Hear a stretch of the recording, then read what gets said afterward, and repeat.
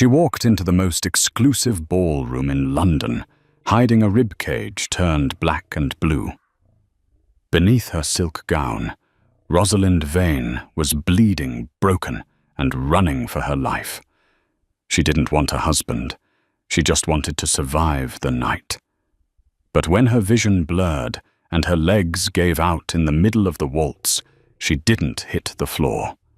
Instead, she fell into the arms of William Cavendish, the Duke of Blackwood, a man known as the Ice King for his cold heart and ruthless temper. Everyone whispered that the Duke broke people. But they were wrong. He was the only one who knew how to put them back together. This is the story of how a single touch changed the fate of the British aristocracy forever. The bruise on Rosalind Vane's side was a living thing. It throbbed in time with the carriage wheels rattling over the cobblestones of Grosvenor Square. Every jolt sent a spike of nausea rolling up her throat, tasting of copper and fear. She sat rigid in the dark corner of the hackney coach, clutching a reticule that contained everything she owned. 3 gold sovereigns, a mother-of-pearl hair comb, and a letter stolen from her uncle's desk.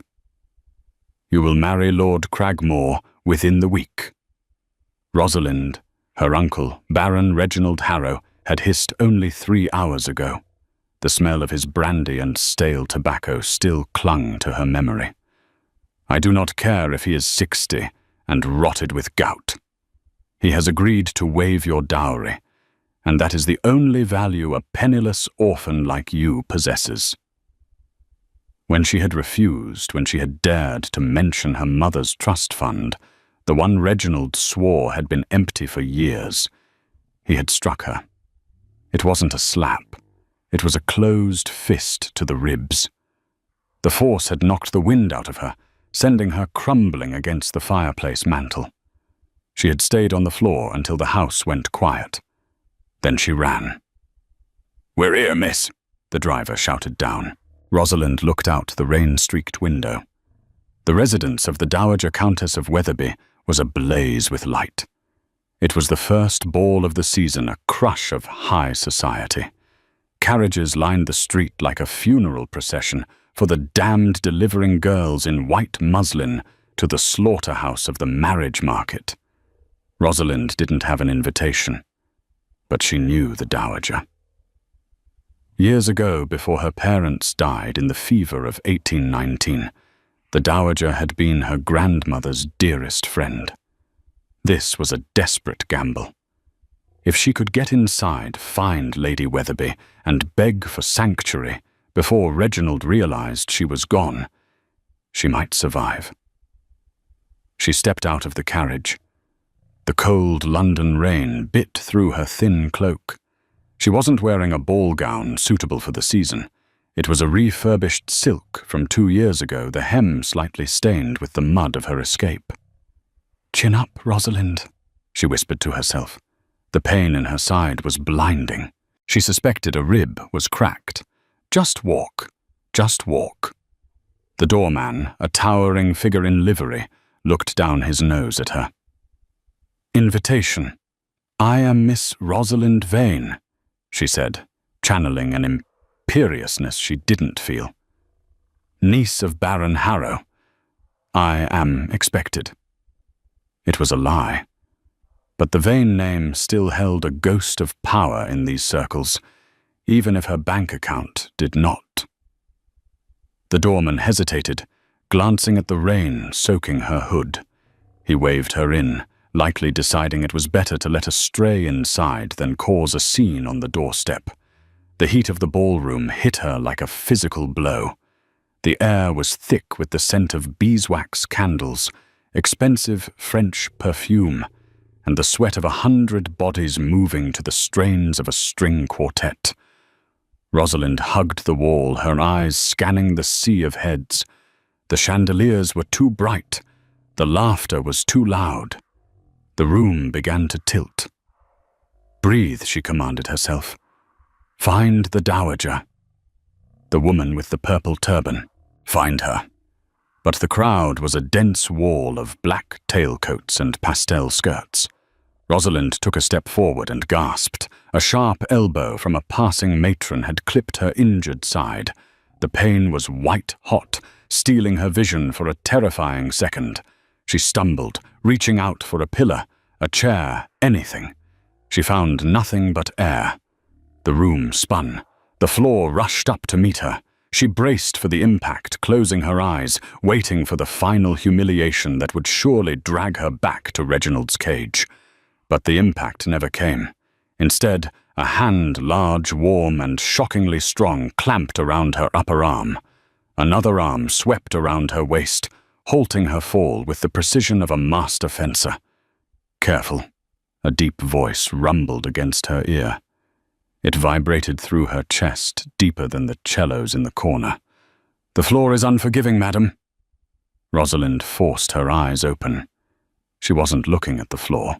She was looking into the cravat of a man who stood a head taller than anyone else in the room. She looked up and up until she met eyes the color of a stormy Atlantic Sea. The crowd around them seemed to hush. The air grew instantly colder. Rosalind realized with a jolt of terror who was holding her. It was William Cavendish, the Duke of Blackwood, the man they called the Monster of the North. William Cavendish hated London. He hated the noise, the pretension, and the way mothers pushed their terrifyingly eager daughters into his path, as if he were a prize bull at a county fair. He had only come to Lady Weatherby's ball because the dowager was his godmother, and she had threatened to box his ears if he didn't make an appearance. He had planned to stay for 20 minutes, drink one glass of champagne, and retreat to his townhouse on Park Lane. He was cutting a path toward the exit when the girl collapsed. She didn't swoon gracefully like the actresses who feigned fainting spells to get his attention. She crumbled. It was the collapse of a structure that had been bearing too much weight for too long. His reflexes took over. He caught her inches from the ground. She was alarmingly light. Through the thin fabric of her gown, he could feel the heat radiating off her skin. She was burning up. "The floor is unforgiving, madame," he said, his voice automatic. She looked up at him. William felt a strange stutter in his chest. She wasn't a diamond of the first water. She was pale, her dark hair was frizzing from the damp, and her eyes, a startling clear amber, were wide with genuine terror. Not the terror of social embarrassment, the terror of a hunted animal. "Let me go," she whispered, her voice a dry rasp. She tried to pull away, but as she twisted, a spasm of agony crossed her face. She let out a sharp, strangled cry and went limp in his arms. "Make way!" William roared. The command cracked through the ballroom like a whip. The gossip and the music died instantly. The sea of aristocrats parted. They knew that tone. It was the tone the Duke used in the House of Lords to silence opposition. "My lord," a nervous footman scurried forward. "She has fainted," William announced, lifting her easily. He didn't carry her like a romantic prize. He carried her protectively, shielding her face from the prying eyes of the vultures surrounding them. "I require a private room, now." "Of course, Your Grace. The blue salon." William strode through the crowd, ignoring the whispers that erupted in his wake like wildfire. "Who is she?" Is that the vain girl Blackwood actually touched her? He kicked the door of the blue salon open and laid her gently on the velvet chaise lounge. He turned to the footman. "Fetch Lady Weatherby, and get my physician, Dr. Gaskell. He is in the card room. Tell him it is urgent." The footman ran. William turned back to the girl. She was unconscious, her breathing shallow and rapid. He frowned. This wasn't a simple case of tight corsetry. He hesitated, then knelt beside her. "Forgive me," he muttered to her unconscious form. He needed to ensure she could breathe. With practiced gentle fingers, he undid the top buttons of her high-necked gown to loosen the collar. As the fabric fell away slightly, he saw it. Just below her collarbone and disappearing down into her bodice was a bruise. It was fresh, angry, and purple, the distinct mark of a heavy hand. William's blood went cold. He had seen injuries like this on soldiers in the peninsula. This was violence. He looked at her face again. Rosalind Vane. He recognized the name now. The orphan niece of Reginald Harrow. He knew Harrow, a gambling man with a slimy reputation and a seat in the Lords that he used to block every reform bill William proposed. Rosalind stirred. Her lashes fluttered, and she gasped, her hand flying to her side. "Easy," William said, capturing her hand before she could hurt herself. He didn't use his Duke voice. He used the soft, low tone he used with spooked horses. "You are safe. You are at Lady Weatherby's." Her amber eyes snapped open, unfocused and panicked. "Reginald," she choked out. "He can't find me. He'll kill me." William froze. The raw honesty of the statement hung in the air. "He will not find you," William said, a dark promise entering his tone. He squeezed her hand, his large thumb brushing over her knuckles. "Look at me, Miss Vane." She focused on him. "I am Blackwood," he said. "Do you know who I am?" She nodded weakly. "The Duke?" "Correct. And no one." He leaned in his grey eyes, fierce and hard as iron. "Absolutely no one touches what is under the protection of the Duke of Blackwood."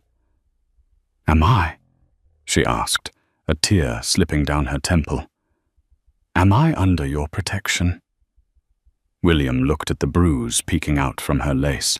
He thought of the empty, quiet halls of his massive estate and the reputation he cultivated to keep people away. He had never let anyone in. But he looked at this broken thing who had fought her way to a ballroom just to survive. "As of this moment," William vowed, "you are." The door banged open. Dr. Thomas Gaskell, a man with wild white hair and spectacles askew, rushed in with his black bag. Lady Weatherby was right behind him, her face pale beneath her turban. "William," Lady Weatherby gasped. "What on earth?" "Shut the door, Augusta," William commanded, standing up to his full height, blocking Rosalind from view. "And lock it. We have a situation that requires discretion." "Is she ill?" Dr. Gaskell asked, moving to the chaise. "She has been beaten," William said the words, tasting like ash, "by a member of the peerage." Lady Weatherby gasped, her hand flying to her mouth. Dr. Gaskell didn't flinch. He was an army surgeon before he was a society doctor. He began to work immediately. "I need to examine her torso, Your Grace. You must turn around." William turned his back, staring into the roaring fire of the hearth. He listened to the rustle of silk, the sharp intake of breath from Lady Weatherby, and the low murmurs of the doctor. "Good God," Lady Weatherby whispered. "Reginald did this?" "It is 2 broken ribs," Gaskell announced grimly, "and severe bruising. She is malnourished and dehydrated. She cannot be moved far." "She cannot go back to Wimpole Street," William said, watching the flames dance. "Harrow will finish the job." "She cannot stay here," Lady Weatherby said, her voice trembling. "Reginald is in the ballroom, William. He is looking for her. He told Lord Cragmore she had taken ill and wandered off. If he finds her here, he has legal guardianship," Gaskell reminded them gently. "The law is on his side. If he demands her return, the magistrate will grant it." William turned around. Rosalind had fallen back into a feverish sleep. She looked so small against the blue velvet.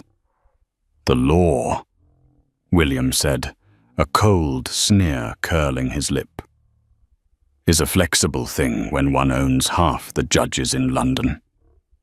He walked over to the chaise and looked down at her. He made a decision, then a decision that would destroy his solitude and likely scandalize the entirety of England. "Wrap her up," William ordered. "William," Lady Wetherby asked, "where are you taking her? To Blackwood House." "You cannot," Lady Wetherby hissed. "An unmarried woman, in a bachelor's household, it will be ruin. Her reputation will be shredded by morning."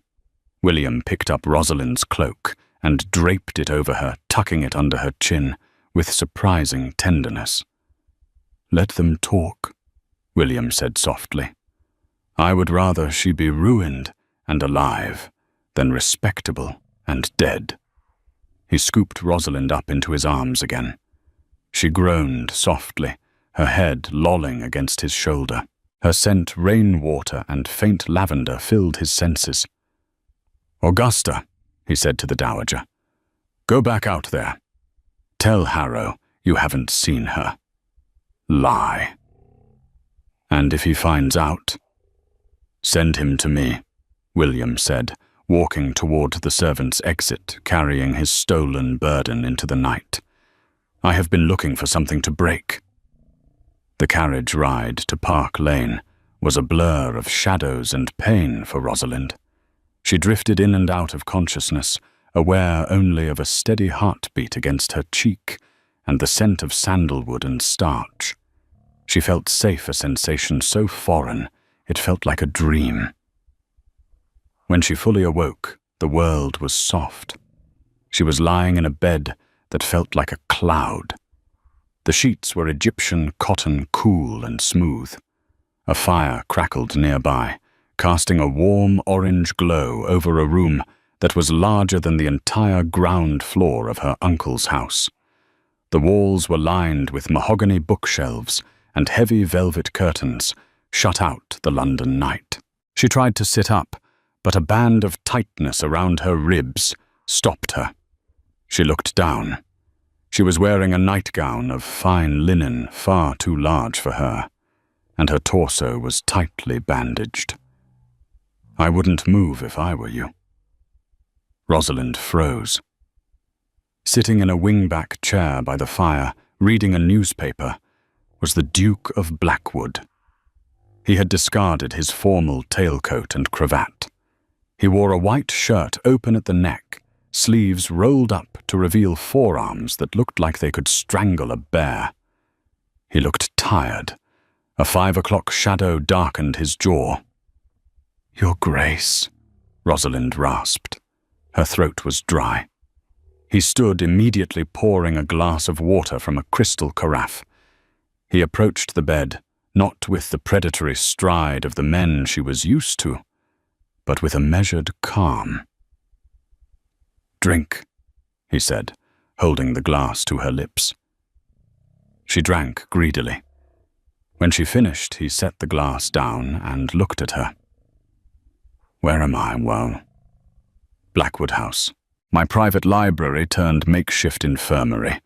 It was the warmest room on the ground floor. Dr. Gaskell didn't want you carried up the stairs." Rosalind's memories came rushing back. The ball, the collapse, the rescue. "My uncle knows nothing," William said firmly. "As far as London is concerned, you vanished into the mist. Lady Wetherby is spreading a rumor that you ran off to a convent in France." Rosalind let out a bitter, jagged laugh that hurt her ribs. "A convent? Reginald will never believe that. He knows I have no money for passage." "He will believe it because I will pay people to say they saw you board the packet boat at Dover," William said. He sat on the edge of the bed, a breach of etiquette so flagrant it made Rosalind dizzy.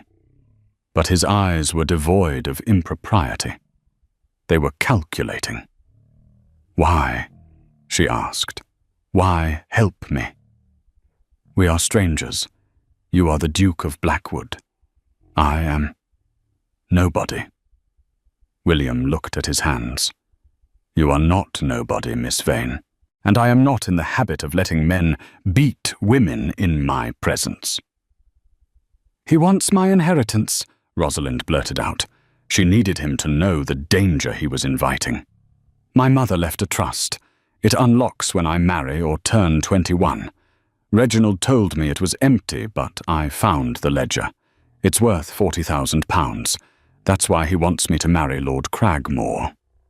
Cragmore agreed to split it with him. William's jaw tightened. 40,000, a tidy sum for a soul. If he finds me here, he won't. But if he does, the scandal. You will be ruined. William laughed then. It was a dark, dry sound.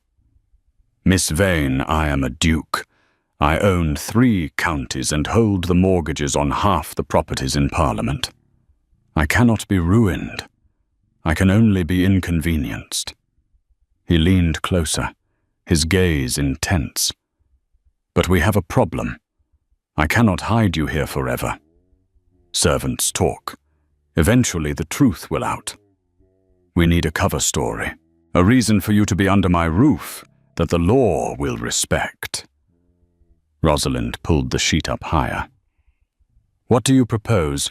I have an aunt," William said. "Lady Beatrice in Scotland. She is senile and writes me letters asking about her imaginary cats. I am going to draft a letter backdated 6 months in which she appoints me as your guardian due to a distant familial connection we shall invent. Reginald will challenge it in court. Let him." William smiled, and it was a smile that made Rosalind realize why they called him a monster. It was a predator's smile. "I have better lawyers, but until then you stay here. You heal, you eat." "I cannot repay you," she whispered. "I didn't ask for payment." He stood up to leave. "Wait," she called out. He paused at the door. "Why did you catch me?"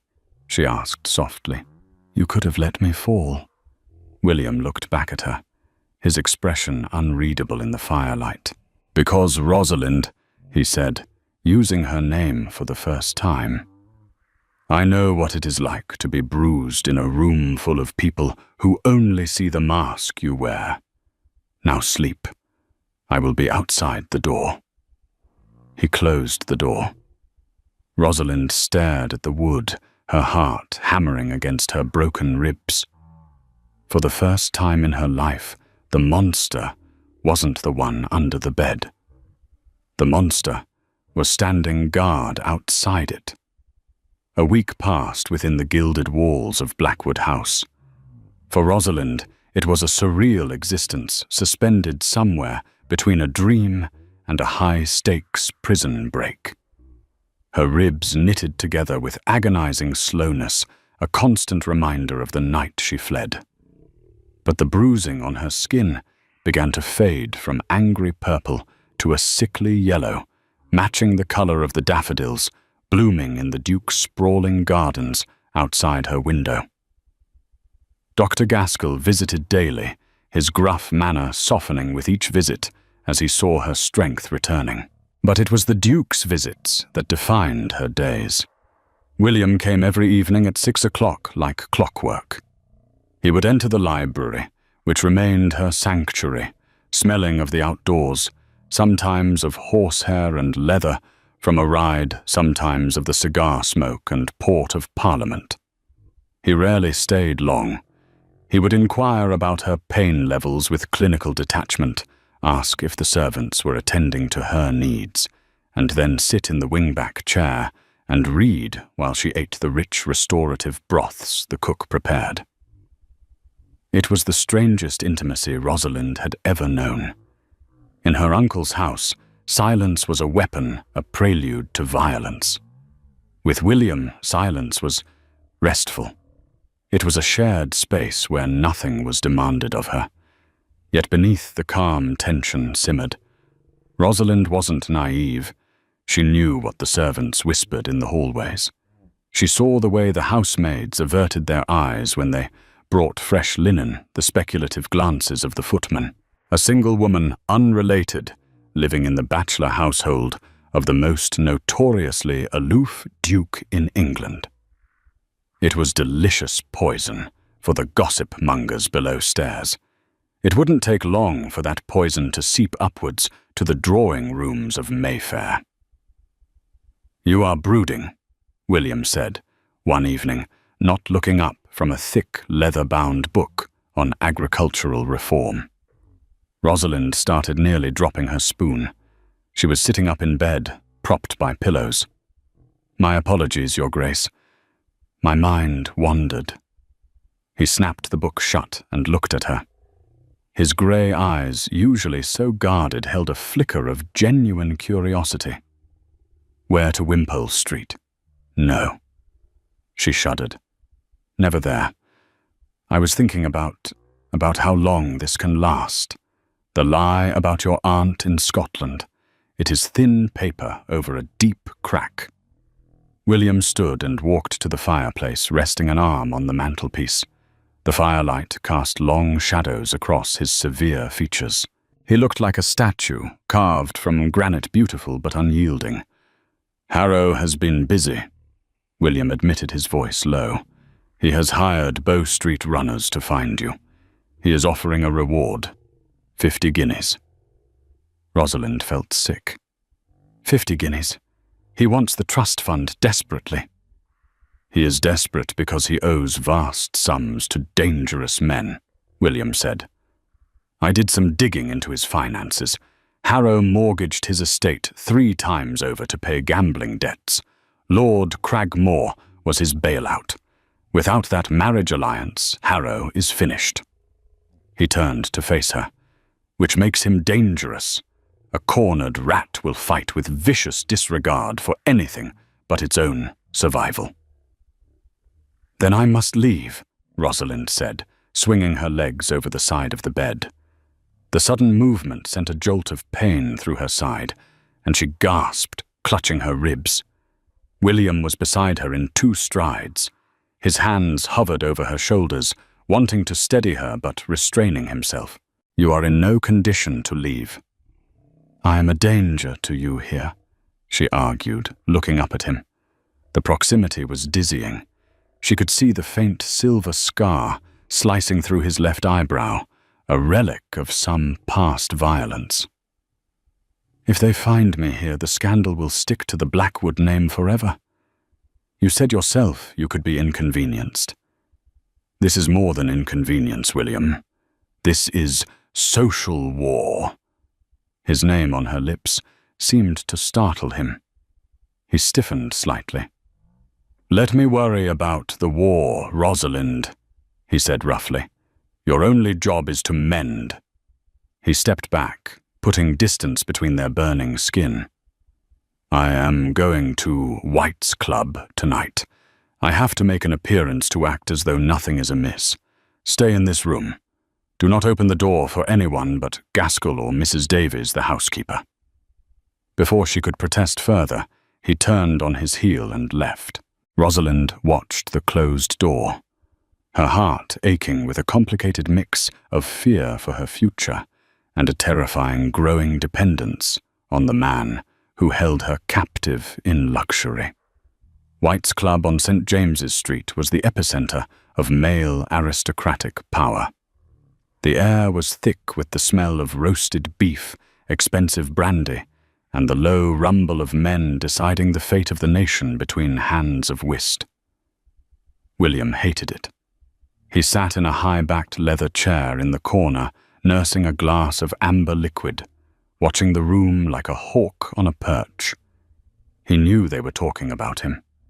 The rumors were already swirling. The mysterious fainting woman at the Wetherby ball. The Duke's hasty departure. The closed draperies of Blackwood House. He took a sip of brandy. Let them talk. Words couldn't hurt him. "Blackwood." The voice was slurred, dripping with venom and cheap gin. William didn't immediately look up. He recognized the voice. Reginald Harrow stood over him. The Baron looked horrendous. His cravat was stained, his eyes were bloodshot rims in a pale, sweaty face, and his hands were shaking. "Harrow," William said coldly, not rising, "you look unwell. Perhaps the air in London does not agree with you." "Where is she?" Harrow hissed, leaning in close, his breath foul. "Where have you hidden the bitch?" Conversation in the immediate vicinity died instantly. Heads turned. This was better than whist. William slowly set his glass down. He stood up. The sheer size of him forced Harrow to take a stumbling step back. "I assume you are referring to your niece, Miss Vane." William's voice was lazy bored, but it carried to the corners of the room. "You stole her," Harrow spluttered, pointing a shaking finger. "At the ball. You took her away in your carriage. That is kidnapping, Blackwood. That is a hanging offence, peer of the realm or not." "Careful, Reginald," William said softly. "Accusations like that require proof. And last I heard, Lady Weatherby herself said Miss Vane left the ball alone, bound for France." Lies. All lies cooked up by that old bat to protect. "At you." Harrow looked around the room, seeking allies, but finding only amused indifference. He turned back to William. Desperation making him bold. "I know you have her. I don't know what sick game you're playing with her, you frozen bastard. But she is my property until she marries or turns 21. Give her back, or I swear by God." William moved so fast no one saw it happen. One moment he was standing still. The next, his hand was wrapped around Harrow's throat, pinning the smaller man against a mahogany pillar. A gasp rippled through the club. "Listen to me very carefully, you miserable little worm." William whispered, his face inches from Harrow's terrified eyes. "If you ever refer to that young woman as property again, or if I hear that you have laid another finger on her, I will not just ruin you. I will dismantle your life brick by brick until you are begging for the gutter." He released his grip. Harrow slumped against the pillar, coughing and sputtering, clutching his throat. William straightened his cuffs, his demeanor instantly calm again. He addressed the silent room. "Gentlemen," he said smoothly, "Lord Harrow seems taken with a fit of madness. Perhaps someone should call him a hackney." He walked out of the club into the cool night air. His heart was pounding not with fear, but with a towering, righteous rage. He had publicly declared war. The pretense was over. Now it was just a race to see who would strike the fatal blow first. The incident at White's club poured gasoline on the smouldering embers of scandal.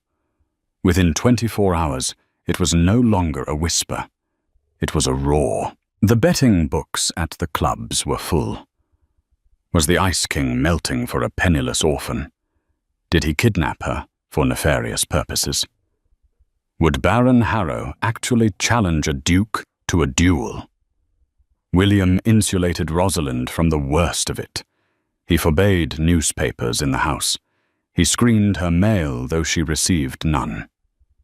2 weeks after her arrival, Dr. Gaskell pronounced Rosalind fit enough to leave her room. "Fresh air, my dear," the doctor said, packing up his bag. "And gentle movement. The ribs are healing remarkably well, considering the initial damage. But the spirit needs sunlight." That afternoon, William found her standing by the French doors in the library, looking out at the walled garden. She was wearing a dress he had ordered for her, a soft moss-green muslin that complemented her eyes, vastly different from the rags she arrived in. "The magnolias are about to bloom," he said, coming up beside her. She didn't turn. "It looks peaceful out there, like a different world. It can be your world for a little while. Would you like to walk?" She hesitated. Is it safe? What if someone sees over the wall? The walls are 12 feet high, Rosalind, and I have groundskeepers who are paid very well to be discreet and intimidating. You are safe. He offered his arm. She took it. Her hand felt small and delicate, resting on his forearm, yet her grip was firm. They walked in silence for a while, navigating the gravel paths between manicured hedges and budding rose bushes. The fresh spring air was intoxicating to Rosalind after weeks indoors. She breathed deeply, wincing only slightly at the residual tightness in her chest. You have been gone much of the day recently, Rosalind ventured. Business of the estate. William lied smoothly. He hadn't been tending to the estate. He had been meeting with lawyers trying to bulletproof the flimsy guardianship document, bribing judges to delay any petitions Harrow might file. It was exhausting work. William. She stopped walking, forcing him to turn toward her. They were beneath the sprawling canopy of an ancient oak tree, hidden from the house. Tell me the truth. How bad is it? He looked down at her. The sunlight filtered through the leaves, dappling her face. She looked stronger, healthy, and breathtakingly beautiful. The bruise on her chest was gone, but he knew the scars inside remained. Harrow is tenacious, he admitted. He is leveraging every favor he is owed. He is spreading vile rumors about what is happening in my house. Then send me away, she pleaded, her eyes welling up. Send me to America, anywhere. I cannot bear to be the cause of your undoing. You saved my life. I will not repay you by destroying yours. You are not destroying anything that I value, William said intensely. He reached out his knuckles, grazing her cheek. It was an impulsive move, born of a sudden, overwhelming need to touch her to verify her reality. She leaned into his touch, closing her eyes. A shudder ran through her. Rosalind, he murmured, his voice rough. He bent his head. She didn't pull away. She tilted her chin up in silent invitation that terrified and thrilled him. The kiss was tentative at first, a testing of boundaries between savior and saved. Her lips were soft, tasting of the lemon tea she'd had earlier. When he deepened the kiss, wrapping an arm around her waist to pull her closer, she made a small sound in the back of her throat, not of pain, but of need.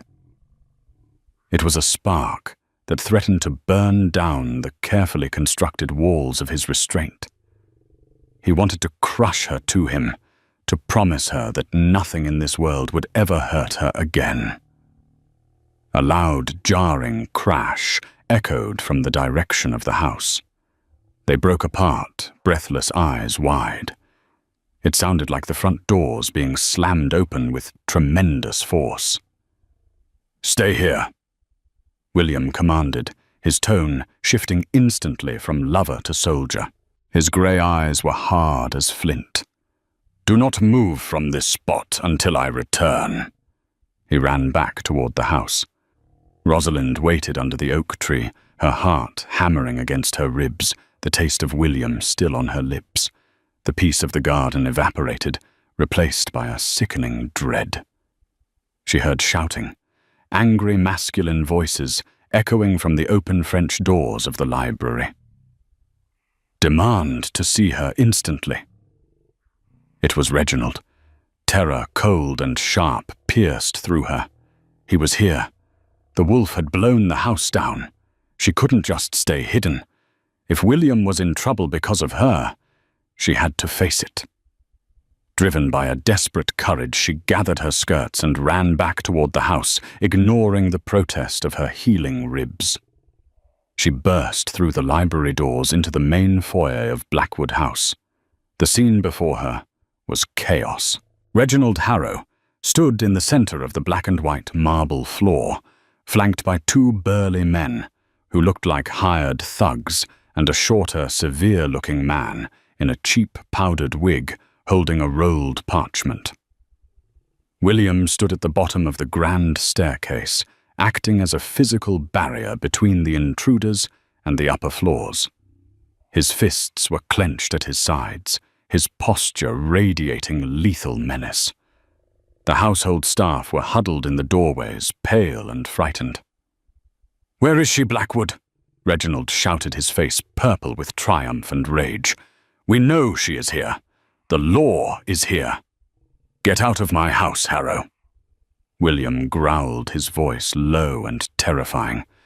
"Before I have you thrown out on your head. Not this time, Your Grace." The man in the wig stepped forward nervously. "I am Magistrate Albright. I hold here a writ of habeas corpus demanding the immediate production of Miss Rosalind Vane. Furthermore, I have sworn affidavits stating that your claim of guardianship via Lady Beatrice of Scotland is a falsehood. Lady Beatrice passed away 3 days ago." William froze. The colour drained from his face. The timing was catastrophic. The lie had crumbled. "She is a minor under the legal care of Baron Harrow."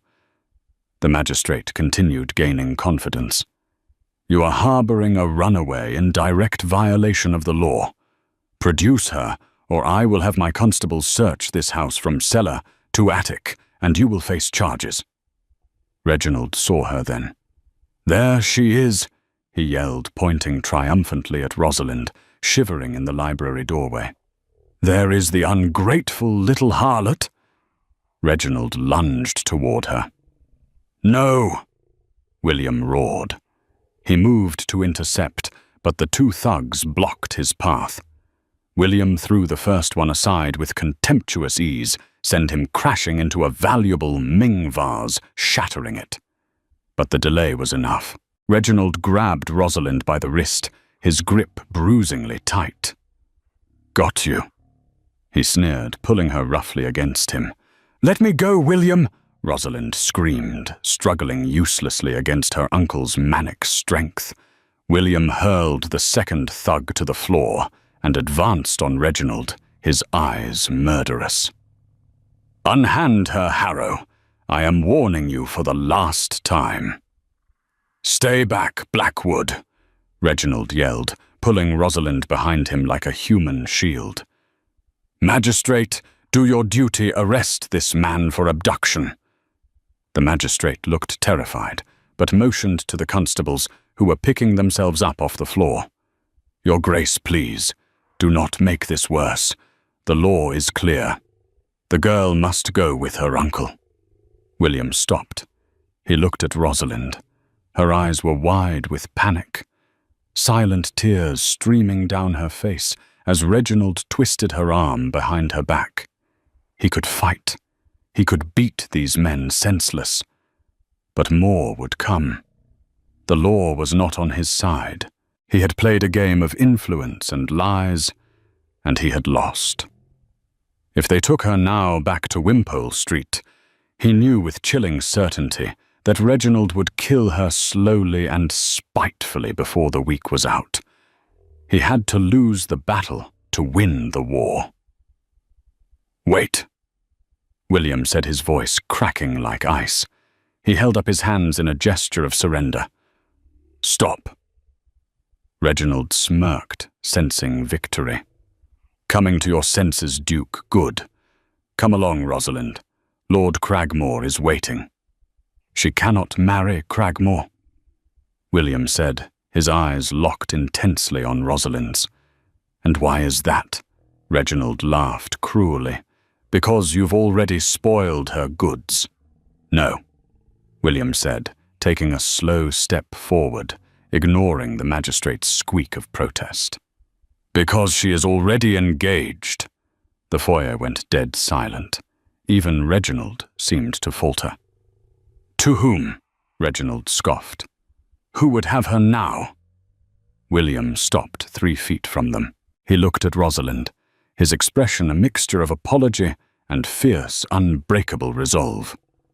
"To me," William announced clearly, the words echoing off the marble walls. Miss Vane has consented to be my wife, the Duchess of Blackwood." The silence in the foyer of Blackwood House was absolute. It was the silence of a held breath of a coin, spinning in the air, before landing on heads or tails. Reginald Harrow's face contorted a grotesque mask of disbelief and dawning horror. "You lie," he spat, though his voice lacked its previous thunder. "You lie, Blackwood.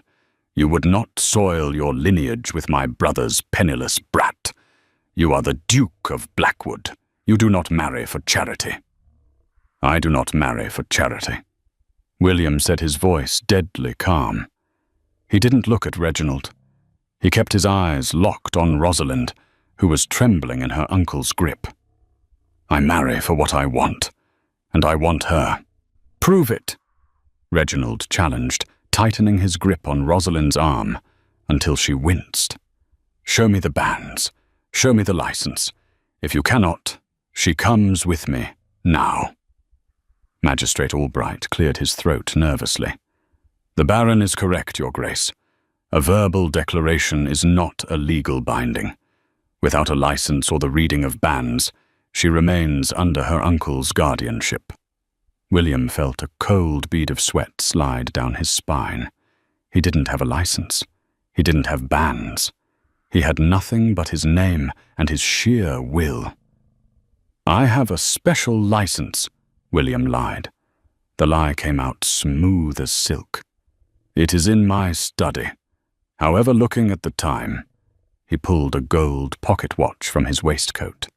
"It is late. The Archbishop is asleep. Surely, Magistrate, you can grant us a reprieve until morning to produce the document." "No reprieve," Reginald shouted. "He is stalling. He wants to smuggle her out in the night. I demand she be placed in my custody until the document is produced. If she leaves this house—" William stepped forward, his voice dropping to a subsonic growl that vibrated in the floorboards. "I will consider it an act of war, Harrow, and I have more guns than you." "Are you threatening a peer of the realm in front of a magistrate?" Reginald sneered. "Magistrate, take her."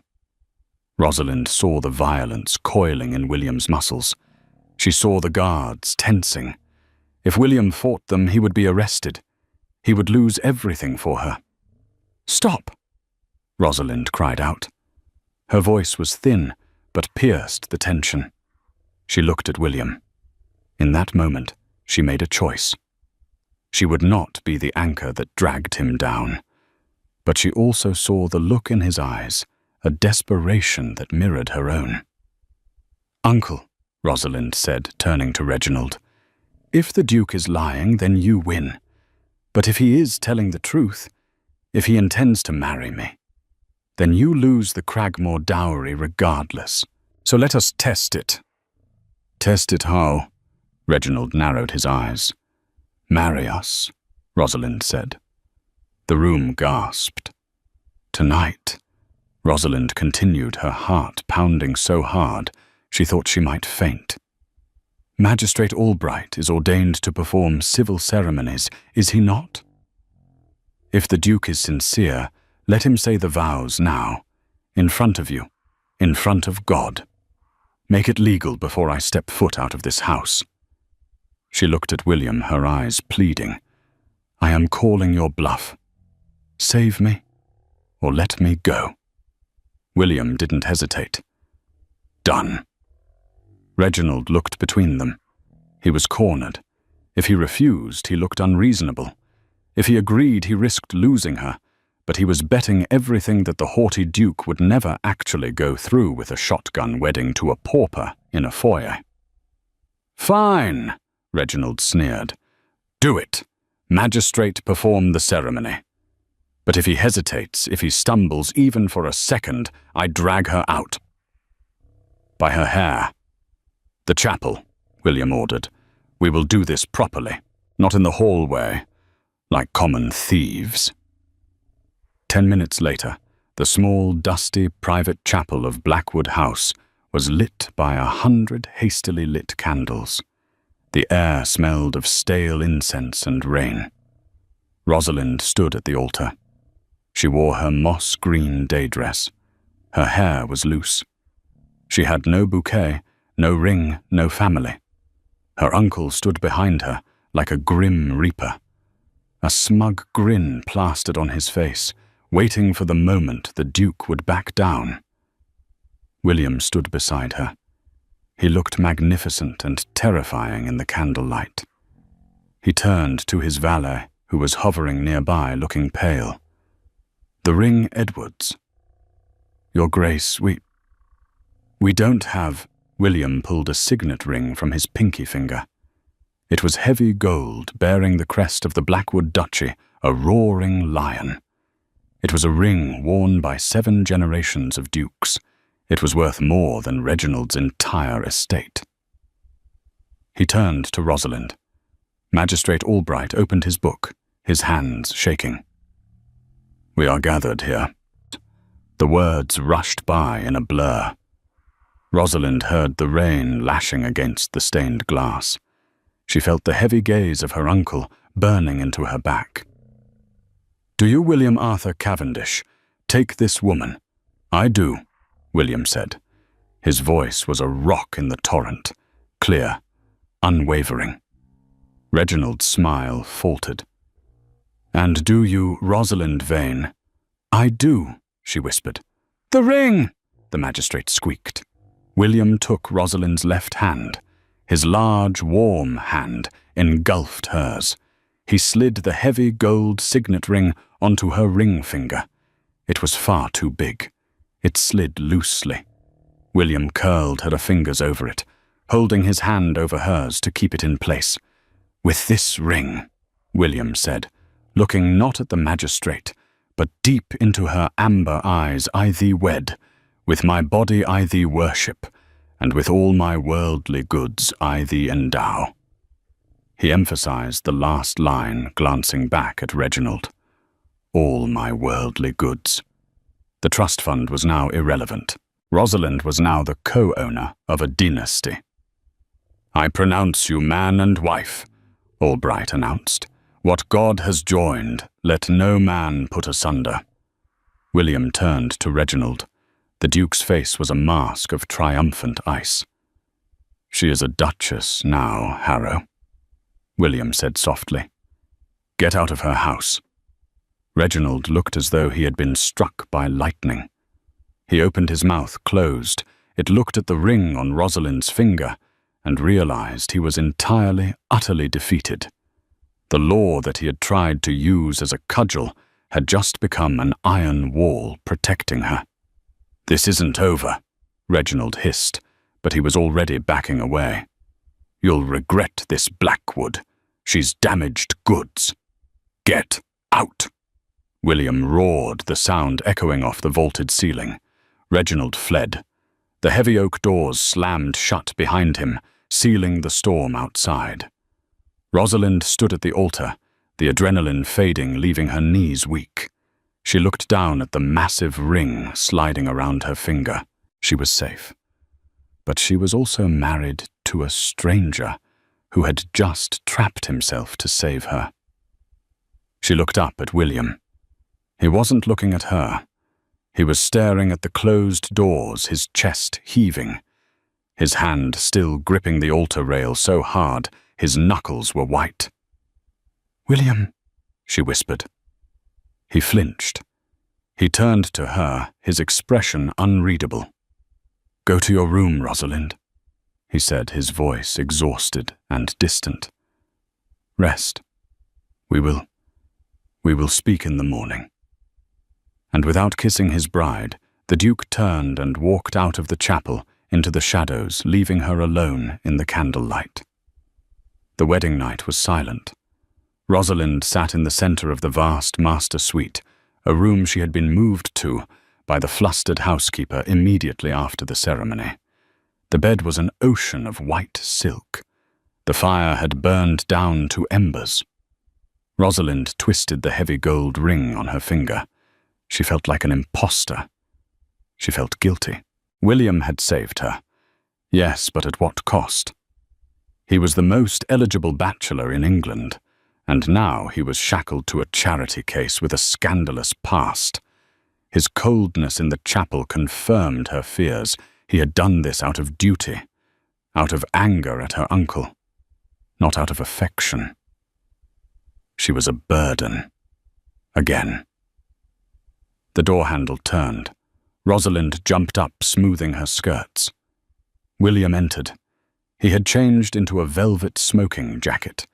He held a glass of amber liquid in one hand. He looked at her standing by the fireplace and stopped. "You are still awake," he said. "I couldn't sleep." He walked over to the window, staring out at the rain-lashed garden. "I have sent a rider to London to file the marriage certificate. By noon tomorrow it will be in the papers. Harrow cannot touch you now. You are untouchable." "Thank you," she said, her voice small. "You have given me my life back. But I know the price you paid."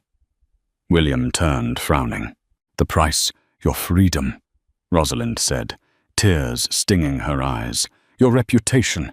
You are stuck with me now, William. A wife you didn't choose. A wife who was beaten and broken. I know you only did it to win the game against Reginald."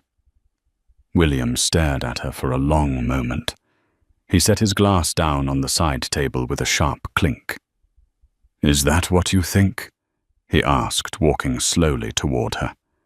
"You think I married you to spite your uncle? Why else?" she cried softly. "You are the Ice King. You don't feel things like other men. You saw a damsel in distress, and you did your duty." "Duty," William repeated, a bitter laugh escaping him. He stopped inches from her. "Rosalind, look at me." She looked up. The firelight caught the grey of his eyes, and she saw something there that took her breath away. The ice was gone. In its place was a fire so intense it threatened to consume her. "I've spent 10 years being the Ice King," William rasped. "I built walls so high no one could climb them. I didn't want a wife. I didn't want a partner. I wanted silence." He reached out his hand, cupping her cheek, his thumb tracing her lower lip. "Then you fell into my arms," he whispered. "And you were so broken, so terrified, yet you stood up and fought. You fought for yourself. You fought for me in that foyer tonight."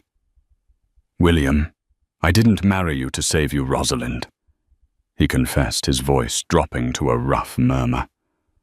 "I married you because the thought of you leaving this house, the thought of waking up tomorrow and not seeing you in the library, it terrified me more than any scandal ever could."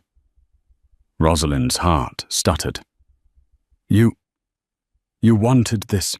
I have wanted you since the moment I carried you out of that ballroom," William said.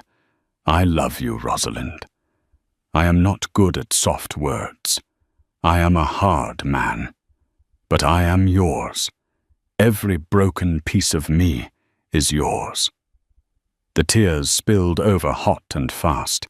"I'm not broken anymore," she whispered. "You fixed me." "No." William shook his head, leaning his forehead against hers. "You were never broken. You were just bruised. And bruises heal." He kissed her then. It wasn't like the kiss in the garden, tentative and testing. It was a claim. It was a promise. It was deep and slow and full of a hunger that had been denied for too long.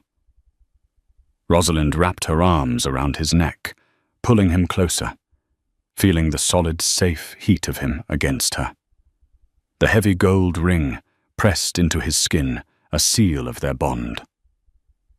Outside, the storm raged on, battering the walls of Blackwood House. But inside in the sanctuary of the Duke's arms, the silence was finally broken, not by violence, but by the soft, ragged breaths of two lonely people who had finally found their home. 3 years later. The ballroom of Blackwood House was ablaze with light. It was the height of the Christmas season. A little boy with dark curls and serious grey eyes toddled across the polished floor, chasing a spaniel. "Arthur, careful." Rosalind laughed, scooping the child up before he could collide with a waiter. She wore a gown of deep crimson silk. Her neck was adorned with the Blackwood diamonds. She looked radiant, powerful, and utterly at ease. "He has his father's energy." A voice rumbled beside her. Rosalind turned to Tulsul to see William. He looked older, tired from the parliamentary sessions, but the lines of cruelty around his mouth were gone, smoothed away by laughter. "And his mother's stubbornness." William smiled, kissing her temple in full view of the entire British aristocracy. "They are staring," Rosalind whispered, leaning into him. "Let them stare," William said, looking around the room that he once despised, seeing it now only as the backdrop to his happiness. "They are just wondering how the Ice King managed to catch the sun." He took her hand, the hand that still bore his heavy signet ring, now resized to fit perfectly, and led her onto the dance floor. And as the music swelled, the Duke and Duchess of Blackwood spun away, safe, loved, and unbroken. And that is the story of Rosalind and William. It's a reminder that sometimes the strongest people aren't the ones who never fall, but the ones who learn how to stand back up.